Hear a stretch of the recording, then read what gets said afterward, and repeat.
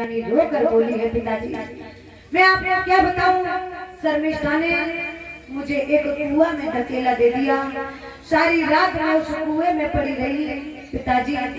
जब मैंने वहां देखा कि कुछ भी नहीं था, भोर होते ही जब मैंने इस मुसाफिर के घोड़ों की आवाज सुनी तो मैंने आवाज लगाई। इस मुसाफिर ने मुझे कुएं से बाहर निकाल लिया पिताजी। लोग लज्जा के मारे मैंने इस मुसाफिर से गंधर्व विवाह कर लिया ताकि मैं आपके सामने आकर के अपने बचनों की सफाई दे सकूं। पिताजी अगर मैंने कुछ गलत किया हो तो आप मुझे जान से मार दीजिए, चाहे घर से निकाल दीजिए। शुक्राचार्य की आंखों में आंसू आ गए। मेरी बेटी रात भर कुएं में रही। क्रोध के मारे आकर के शर्मिष्ठा को पकड़ लिया और बोले, ओरी नीच भागनी, तूने मेरी बेटी को कुआं में धकेला दे दिया और मुझसे आकर झूठ बोल दिया कि तुम्हारी बेटी तो मुझे छोड़ करके पहले ही आ गई थी। अगर तू सच्चाई बता देती तो मैं अपनी बेटी को रातों रात बुला लाता, तुझसे मैं कुछ नहीं कहता। इतनी बात सुनी गुरु शुक्राचार्य ने अपनी बेटी देवयानी की कलाई पकड़ी है और महलों को छोड़ करके चल पड़े। जब महलों को छोड़ करके जाने लगे, इधर महाराज नहुष को जब पता चला है कि बृहस्पतिवा अपनी बहन देवयानी को कुआं में ढकेला देकर आई थी, इस वजह से गुरु शुक्राचार्य क्रोध में आकर महाराज बृहस्पतिवा का महल छोड़ करके जा रहे हैं। तो महाराज बृहस्पतिवा ने देर नहीं लगाई, लौट करके आए हैं और आकर के गुरु के चरणों में क्षमा याचना की है, प्रभु हमसे गलती हो गई, हमें माफ कर दो। आखिर में हुआ क्या है तो शुक्राचार्य ने सारा हाल बताया और शुक्राचार्य ने कहा है, तुम्हारी बेटी ने मेरी बेटी के साथ में छल किया है, ऐसे महल में रहने का मुझे कोई अधिकार नहीं है।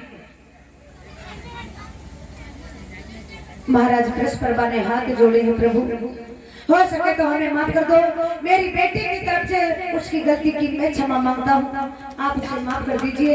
अगर आपके मन में कोई क्रोध या शंका हो तो आप मुझे बता दीजिए। तो गुरु शुक्राचार्य बोले, नहुष मैं तेरे घर में एक ही शर्त पर रखूंगा। कैसी शर्त होती? बोले सुनो, जिस मुसाफिर के साथ में मेरी बेटी ने गंधर्व विवाह किया है, अब इसी मुसाफिर के साथ में मैं मेरी बेटी का विवाह हर्ष उल्लास के साथ में करूंगा, लेकिन तेरी बेटी मेरी बेटी के दोले के साथ दासी बन करके जाएगी। ये अगर शर्त तुम्हें मंजूर हो तो मैं तुम्हारे महलों में वापिस लौटूंगा। अवश्य पूर्ण होगा। इधर देवयानी का विवाह महाराज याद के साथ में हुआ है और जब याद के साथ में विवाह हुआ,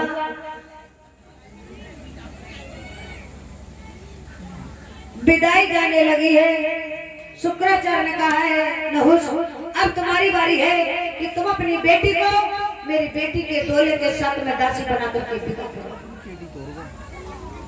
महाराज नहुष अपनी बेटी को बहुत प्रेम करते थे, लेकिन गुरु के वचनों को मानने के बाद उन्होंने अपनी बेटी को एक दासी बना करके महाराज नहुष के साथ में विदा कर दिया। इधर धीरे धीरे समय व्यतीत होने लगा। जब दोनों रानियां महलों में पहुंची तो महाराज यादी देवयानी के साथ में बहुत खुश रहते हैं। देवयानी के गर्भ से एक नहीं समय व्यतीत होने पर 3 पुत्रों ने जन्म लिया।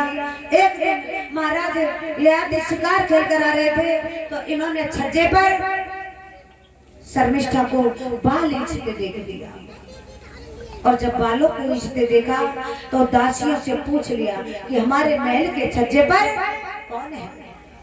इतनी सुंदर रानी हमने पहले कभी नहीं देखी। तो दासियों ने कहा, महाराज अरे ये दासी है आपकी पटरानी के साथ, आपकी महारानी के साथ में डोले के साथ दासी बन करके आई। ये महाराज नहुष की पुत्री है। महाराज बृहस्पतिवा की पुत्री है, शर्मिष्ठा इनका नाम है। तो ययाति देवयानी को वो शर्मिष्ठा को देखते ही मन से वंचित हो गए। अब महाराज ययाति शर्मिष्ठा से भी प्रेम करने लगे, लेकिन छुप छुप के मिलने से गंधर्व विवाह कर लिया। तो शर्मिष्ठा के गर्भ से भी तो पुत्रों ने जन्म लिया। जब 2 पुत्रों ने जन्म लिया, धीरे धीरे समय व्यतीत होने लगा।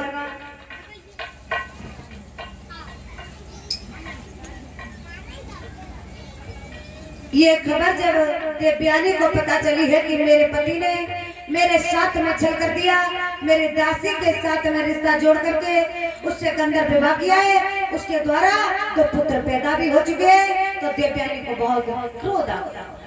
और जब देवयानी को क्रोध आया तो देवयानी वहां से दौड़ती हुई अपने पिता शुक्राचार्य के पास आई है। शुक्राचार्य को सारा हाल बताया, पिताजी हमारे पति ने हमारे साथ में बहुत बड़ा छल किया है, हमारी दासी शर्मिष्ठा के साथ में गंधर्व विवाह किया, यही तक नहीं पिताजी उनके गर्भ से 2 पुत्र भी पैदा हुए। तो गुरु शुक्राचार्य को और क्रोध आ गया, उन्होंने ययाति को श्राप दिया, ययाति तुमने मेरी बेटी के साथ में छल किया है, मैं तुम्हें श्राप देता हूँ, जाओ तुम्हें कुष्ठ रोग हो जाएगा। परीक्षित महाराज ययाति को कोढ़ हो गया। ययाति वहां से जब आगे बढ़े हैं तो चरण पकड़कर रोने लगे, पिताजी मैंने बहुत बड़ी गलती की, जो मैंने देवयानी से झूठ बोल करके शर्मिष्ठा से विवाह कर लिया। अब आपने मुझे श्राप तो दे दिया है, इसकी कोई मुक्त यंत्र भी बता दो। तो शुक्राचार्य को दया आ गई। देवयानी ने कहा, पिताजी अगर मेरे पति ने गलती की है तो इसकी सजा इसे मिल गई, अब इसका उपाय भी बता दीजिए। तो शुक्राचार्य ने कहा, ययाति तुम्हारे 5 पुत्र हैं, 5 में से जो भी तुम्हारा ये बुढ़ापा ले लेगा, ये बीमारी ले लेगा, वो तुम जवान हो जाओगे और वो ये रोग का भागीदारी हो जाएगा। महाराज ययाति लौट करके महलों में पहुंचे।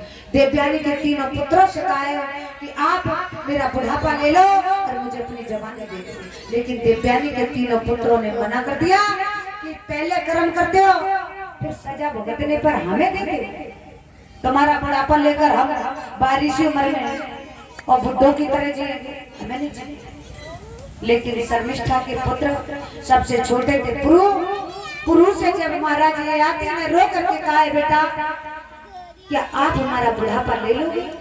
तो पुरु ने कहा है, पिताजी ये शरीर ही किस काम का जो आपके काम ना आ सके, क्योंकि आप मेरे भगवान हो, आपने इस दुनिया में आने का मुझे मौका दिया है, तो ये शरीर आपको समर्पित है। पुरु ने अपने पिता को अपनी जवानी दी है और अपने पिता का बुढ़ापा दिया है। धीरे धीरे समय व्यतीत हुआ, कुछ समय तक महाराज ययाति ने अपना राज्यपाट चलाया है। उसके बाद पुरु की जवानी वापस करी है और पुरु से अपना बुढ़ापा लेकर भगवान के धाम को भजन करने के लिए चले गए। बोलिए गोविंद भगवान की। पुरु के वंश में आगे महाराज अनु हुए। इससे आगे कथा सभी लोग शाम की रात्रि वेला में सुनेंगे, किस प्रकार भगवान कन्हैया का अवतार हुआ है। यहीं से भगवान श्री कृष्ण की